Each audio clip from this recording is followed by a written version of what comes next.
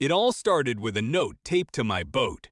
My name is Travis Dalton, and for nearly 2 decades, I've lived quietly on my inherited property, 50 acres of old forest, wild grass, and a sprawling lake that wrapped around the southern edge like nature's moat.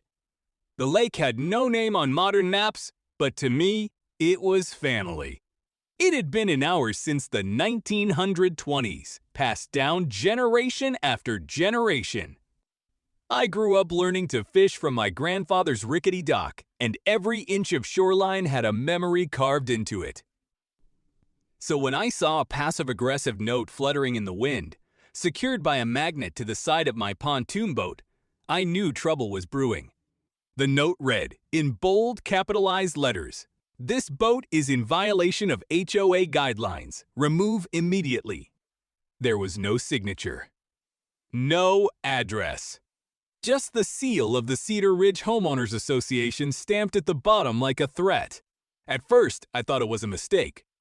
After all, I didn't live in Cedar Ridge. I wasn't part of any HOA. The closest edge of their subdivision was nearly half a mile from the tree line of my land. Sure, their properties butted up to the lake, but I had never received a single notice or call. Until now. Then came the second letter. This one arrived by certified mail. Your watercraft is in violation of Article the 4th, Section B of the Cedar Ridge HOA Covenant. Please remove it within 7 days or face fines of $100 per day and possible towing and acture. Your expense.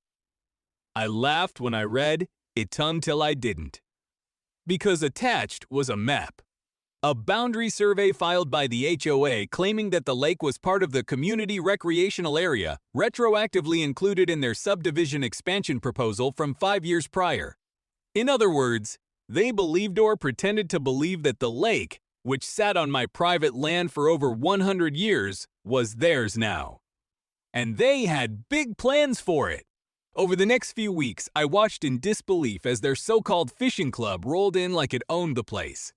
They installed a floating dock just 20 yards from mine, brought in a storage shed on pontoons. A few even had the nerve to install fishing line holders and built-in rod racks attached to trees on my side of the water. The final straw came one Sunday morning. I stepped out onto my back deck to find 3 strangers lounging in folding chairs on my shoreline, coolers open, beer in hand, fishing lines cast. They didn't wave. Didn't move. Just looked up, nodded, and went back to their beers like it was their backyard.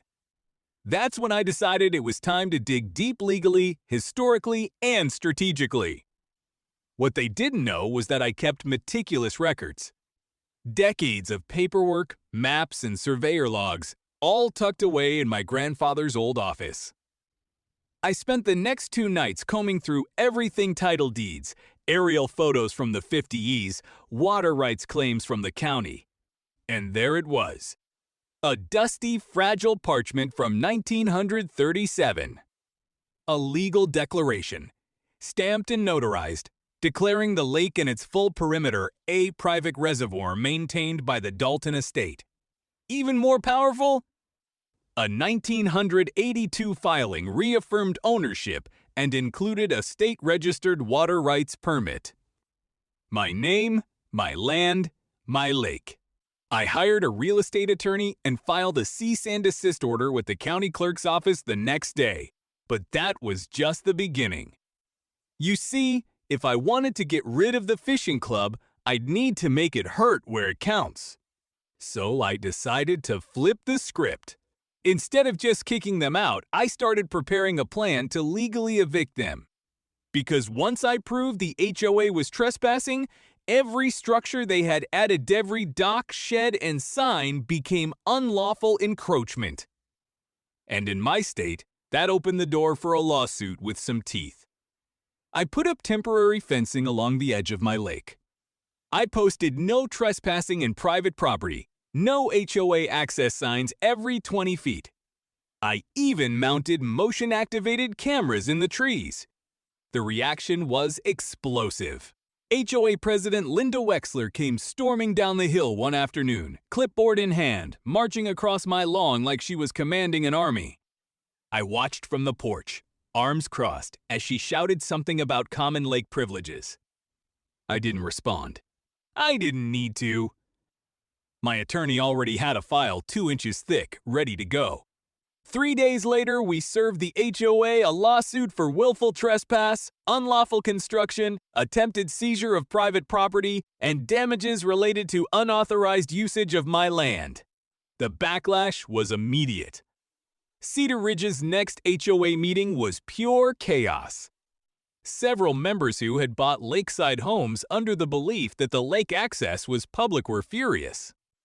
Turns out, their real estate agents had promised amenities the HOA assumed they could provide, not actually owned. Overnight, my lake went from being their prize selling point to a legal liability. But I didn't stop there. As the lawsuit moved forward, I filed a request with the county to enforce an emergency removal of all unauthorized structures. Bulldozers arrived one cloudy Tuesday morning and, under sheriff's supervision, ripped up the floating dock, hauled off the shed, and cleared every cooler, chair, and rod rack from my shoreline. It was brutal and beautiful. Even better, the county cited the HOA for environmental violations. Turns out, dumping concrete anchors into the lake without permits carries hefty fines. By month's end, the fishing club was dead. Their members were livid. Several families threatened to sue the HOA board for misleading them. Property values dipped. Tensions rose. And me? I bought a bigger boat. I now cruise that lake every weekend with a grin, passing the silent, abandoned patches of land where they once held barbecues and club meetings. The echoes of their arrogance still float in the air, but now, it's my engine you hear instead. They demanded I move my boat. I moved their entire presence. And just for fun, I installed a 12-foot sign in bold letters right at the former fishing club entrance. Private property trespassers will be prosecuted. Beneath it, a smaller plaque reads, Cedar Ridge Fishing Club, evicted by owner, 2025.